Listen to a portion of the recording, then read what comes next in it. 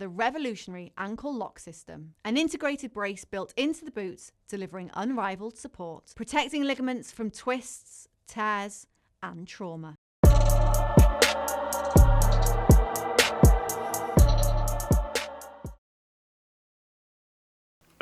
Matt Lenihan for Boxing Social in association with Empire Fight Store, our Kings. Eddie Hearn, we're going to start with Pat Brown.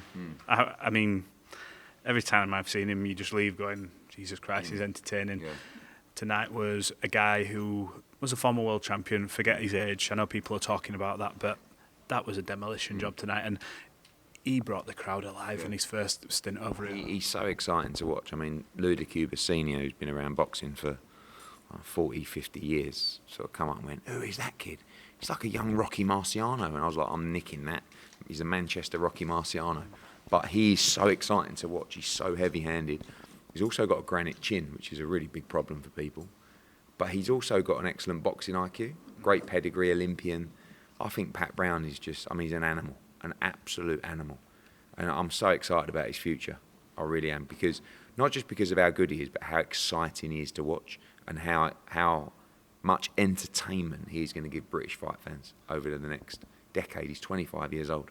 What's the next step? Is it Hedges, Zorro, winner of that? Yeah, that's a good fight. I mean, it's difficult coming off a win like that because, you know, you've got great fights in the cruiserweight division like Chev Clark, Vidal Riley. I think the Alloys fight with Pat Brown's unbelievable. But he still has only had 5 fights. So, you know, he's going through these guys. He's been matched pretty tough, to be honest with you. I think with the exception of his second fight, he's been matched pretty tough. And he's just looked sensational every time.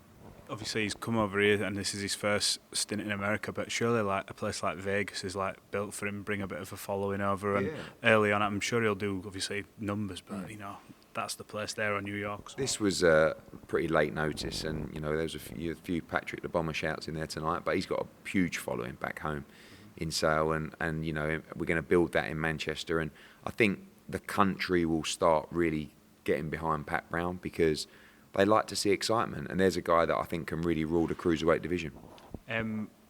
Jordan Thompson felt like tonight, obviously after 2 years, it wasn't. It was a good performance. I thought to say he's been out in the ring that long, but just that little bit extra missing. Yeah, I mean, I think firstly, very difficult. It's very easy to say. I said to him in the ring, you just needed to believe in yourself a little bit more. That's easier said than done when you've been out the ring for 2 years, and you're fighting a guy who's, you know. Pero will probably be, we will probably be, and people will probably be a little bit harsh on Pero. He has only had, I think, 11 fights before tonight, 12 fights now. So, but it was, you know, it wasn't a performance from Pero that is going to put the world heavyweight division on notice. And I said that to him, and I feel like you have to be honest. But he's still very young in the game, but unfortunately, he's got this lofty ranking that he doesn't really deserve. That's the truth, because he hasn't fought the opposition yet. I think Jordan gave the fight away in the first 6 rounds. I hardly gave him a round in the first 6, maybe 1. And then I thought he actually controlled the back end of the fight. And when he stepped to him, you know, and he had to use his size and his freshness and his engine to do that a little bit earlier. And I think if he would have done that earlier, he might have won the fight. So he should take a lot from that. I think he should be proud of his performance, you know. He took some good shots in there tonight. I think he proved a decent chin, got hurt in the 9th, but that was a good left hand. And I think he can come back, you know, definitely at domestic level, look for British titles and stuff like that. And there's a lot of big fights he can be involved with, you know, if that's what he wants to do. But I think once the dust settles, I think he'll think to him, he'll kick himself a little bit. But he'll also think, do you know what, I think, I mean, one thing's for sure, heavyweight's the division for him. But as he just grows in his body a little bit more, I think he can, you know, have a good run. Amari Jones, impressive performance tonight. How pleased were you with him and obviously his development up to this point? He brings a decent little crowd here as well to Orlando. Yeah, I mean, he sold virtually half the arena tonight. So he's outstanding. I thought it was an outstanding performance. Mutu is unorthodox but very tough. His 2 defeats are 2 guys, I think they're 15-0, 16-0. Never been stopped and got battered by a very sharp Amari Jones, head and body, great shot selection, special talent. Got to ask, just moving away from this this fight night, and sorry to repeat, obviously, what Colin's just done, but I saw on Twitter earlier, I think it was Chris McKenna that put it out that Anthony Joshua was with Alexander Usyk's training team, etc.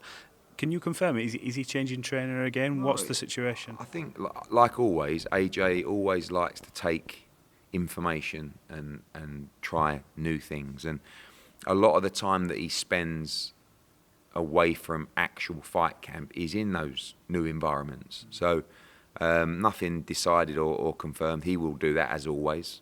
But this isn't the first time he's gone into different environments to learn from different people. And you know, obviously, if that's the case, great people to learn from as well. We spoke earlier on in the day, obviously with the news with the Jake Paul stuff and it was going round and round. You said nothing to report yet. Look, boxing, things happen like that. So between when we spoke and now, any developments? I know you've made comments on DAZN about him potentially getting out, but any legs in the Jake Paul stuff?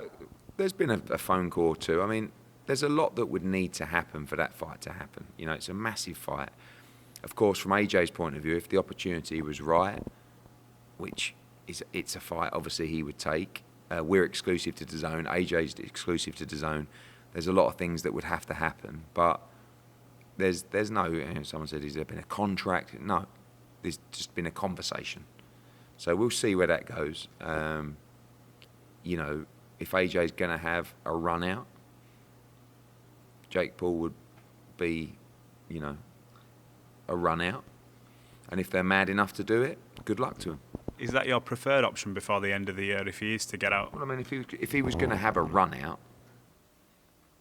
and there's an opportunity for the run out to be against Jake Paul to knock him spark out, and to make a load of money doing it, what would you do? Well, no, I'd do it for AJ. Exactly. But you know, we'll see if it's for real. How long do you give that? Because obviously they're talking about moving that date to December, I believe 19th or the week before. If they do that, it gives you more time to get. You know, if the fight stayed on, what was it, just November 14th? Yeah, it's 12 days now. It's midnight. So, you know, again, nothing to get excited about yet, but we'll see. But if not that, you've mentioned, like I said, that it's before the end of this year. Is Possibly. that? I mean, is look, it? So is that? Were you just sort of throwing it out there that it could, or have you had some update? I'm just keeping everybody on their toes, to be honest with you. I forget what I say in interviews because one minute I'm saying it's not happening. I mean, otherwise it's boring, isn't it? I mean, so you just make shit up. Basically, yeah.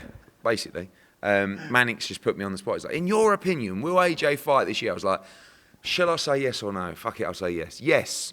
And now it's gone absolutely mental. Everyone's all the media. When's he fighting? I'm like, oh no. But what are your options before the end of the year? Like obviously Daniel Dubois needs. Yeah, no, not the shows. Who's the options? There'll be no big name fight this year unless it's Jake Paul. But other than that, no. I mean, it would literally we'd top 20. Possibly. It doesn't really matter, Matt. Honestly, like it wouldn't be. Don't worry, it wouldn't be a headline. It wouldn't be a pay-per-view. You don't have to moan about it. Like it can just be part of something that's already existed and on sale. Do you know what I mean? So there'll be no one moaning. So it's not like it's just part of the development of getting into position to be 100% ready for the big gamble. Well, obviously we mentioned that you're going on a Wednesday night, which look, it's great. It's lead up to Christmas. Probably, AJ probably won't be. It's not going to be. Yeah, no, but I was coming to that. But Stockton, I feel like it's a bit out there. Monaco, maybe more fitting. To be honest, mate, it doesn't really matter where. Like, it's not. It hasn't got to be fitting. That's the whole point of this. This isn't an Anthony Joshua fight night. It's got to be big, hasn't it? No, it's not a fight night. It's not an Anthony Joshua fight night. It's headlining. No, it's not. No, it's what we're saying. You're not going to have him headline a show at any of these venues this year. No. If he fights this year, I've said it before, he won't headline because it's not going to be that type. It's not, and it's not. We don't want. We want to work.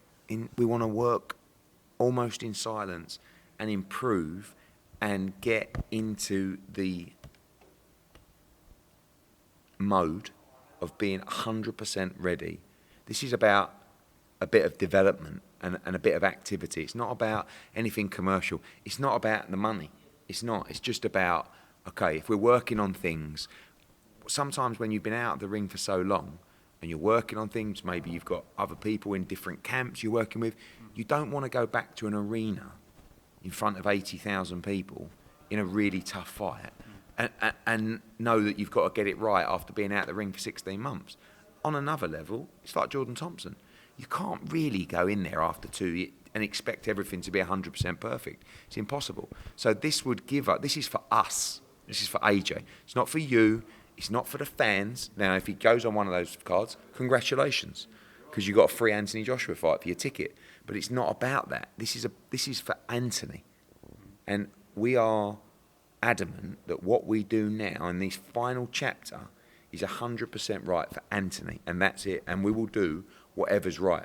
Don't care about moans. Oh, who's he fighting? Oh, what's he in an 8th round? Oh, he's on an undercard. Good, fuck off.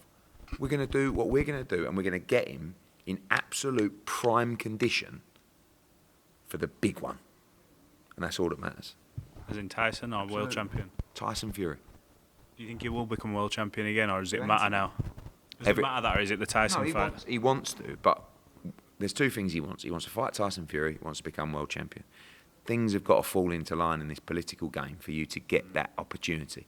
The Fury fight is there, but only one man can make that happen because we're already in. Eddie, appreciate your time. Cheers. The revolutionary ankle lock system, an integrated brace built into the boots, delivering unrivaled support, protecting ligaments from twists, tears, and trauma.